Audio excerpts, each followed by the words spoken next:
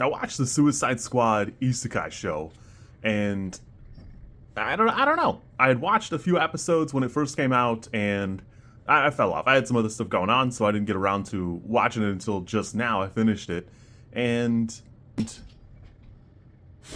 in the meanest way possible, it's like a filler season from a regular anime where it's not attached to the regular stuff at all.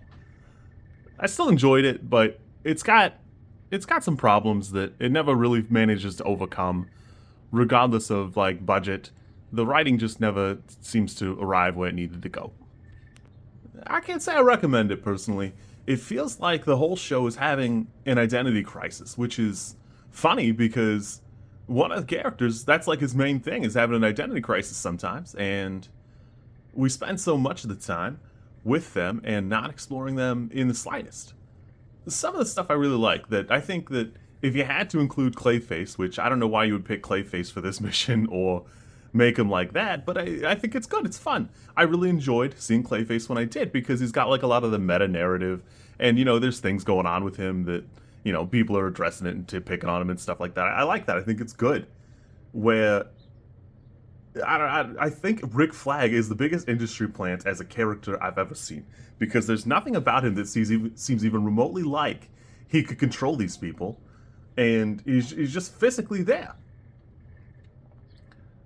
Every time a Suicide Squad project comes up, I'm instantly reminded that that horrible movie came out, and I want to say it's 2016. And what's sad about that is everybody complains about Suicide Squad having a lot of like interference or getting cut or whatever. That I don't think there's a version of that movie that's good, and I don't think there ever could have been. But there's an animated movie that came out like 2 years ahead of it called Suicide Squad Assault on Arkham or something, and it's in the Arkham universe, but you really can't tell other than like some of the designs kind of look like that. And the movie's really good. It validates the presence of the Joker, which desperately is needed every time he comes up in fiction. It's got Deadshot, Harley, I think it's Kingshark, the Ice Girl, and Boomerang. I think the Black Tarantula guy is there, but I think he's like, don't worry about it.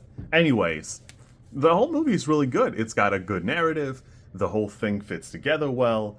And the only real glaring problem is it's overshadowed so much by these live action versions, where I even enjoyed The Suicide Squad to a reasonable degree.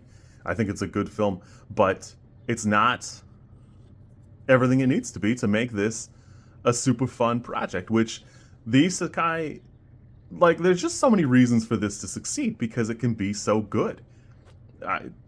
The only reason we stop Poison Ivy every once in a while is because Batman comes up with some stupid MacGuffin or fist fights her and stuff. And so seeing her run a rampage on a kingdom with magical powers and stuff would be super fun. And that's kind of what it seemed like it would be, that it seemed like Katana would just be running around one of the kingdoms with like a magic sword. And you're kind of right, but every time you run into her, she fights Harley Quinn or something 1v1 and kind of loses, which is kind of frustrating because Harley's got power, I guess, although it seems like not through Poison Ivy as we've seen in the comics, which is weird because Enchantress looks, boy does she look a lot like Poison Ivy, but it doesn't come up, so you have to assume that it's not present because all she ever talks about is the Joker, which is a boring character trait.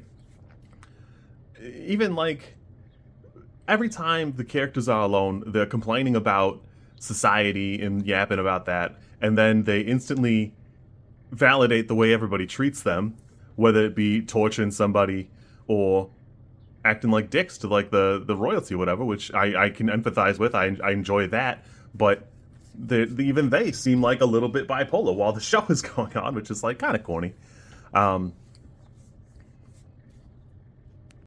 So much of the show hinges on being something that it's not, that they don't even try magic or like magic powers until later, way later, and nothing about the show has required it up until that exact point. And even that is, it's kind of just there. Kingshark is fighting Killer Croc. The others are just running around. I don't know. It's not really that relevant, but there's no reason for it to be isekai. What it probably should have been is like an anthology series, the way Star Wars Visions is, and been like a couple of other strange episodes, like kind of slices of their adventures, because the narrative doesn't hold together. It's not good at all, and it just could have been a lot, and it chose not to be good at any of the things it's trying to be. Glowing review for the way Clayface is handled, because if you had to use this character and you had to use that aesthetic, it's super fun. I really enjoy the corny Michael Jackson impersonation and running around, and even his like magical girl transformation with the boots is kind of funny. Outside of that, I don't really see it. It was fine. I can't say I recommend it. If you don't like it past the first 2 episodes, you're not gonna like it. And a valid complaint is there's so much of the Joker for no reason. It's just, there's no reason for him to be there. And the only good thing I can say about Amanda Waller in this state is the show is not driven by her outright incompetence, which is, that's kind of uncommon now, which, you got that going for you. Also, most of the DC animated titles were pretty good up until, like, I don't know, 5 years ago or something. And it's sad to see, like, they finally made, like, another show that wasn't the Harley Quinn show or whatever Kite Man is trying to be. And I'm sad that it's not, like, a better project. I'm trying not to end these videos on, like, a negative note, but it's tough because I want this project to do super well. And if you are going to watch this show, make sure you watch the closing credits, because I think at some point somebody knew that they had something special here, something really cool and interesting, and that is the scene where Amanda Waller is dancing around like a TikTok buffoon. And I think that's really cool. People hate that looking at it, but it is funny. And somebody saw that there was something cool here, and it was fine to be a little bit silly, because at its heart, most of the isekai anime we like and love are a little bit silly or corny, and they avoided like the bad tropes. And it's not some sort of weird harem thing, although I do think it does have that there are too many characters syndrome, where again, Rick Flag, Industry Plant, Peacemaker should probably come and go as he pleases. I don't really... Him being next to you all the time is not like a glowing... It's only fun in his show. But it had reasons to succeed, and it doesn't shine yet. Hopefully they will tighten it up a little bit and they will get a season 2. But make sure you watch that, because it is funny, and if you don't like it, I'm glad I made you suffer.